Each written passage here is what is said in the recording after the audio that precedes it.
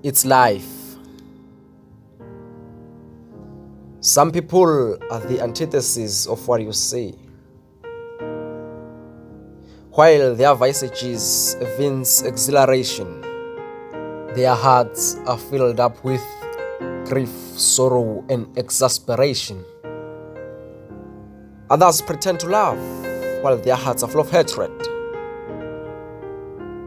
Others assume to be united while separated.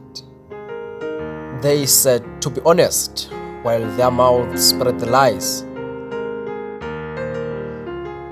Their cross-clipped hearts disgusted by their pulchritude.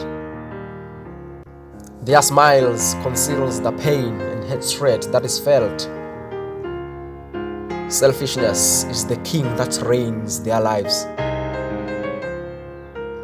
Just like parasites, they feed on others' sufferings, using others' pains and weaknesses to gain their ecstasy. They are maggots entering through the wound, but it's part of life. A life to be lived, loved, and appreciated.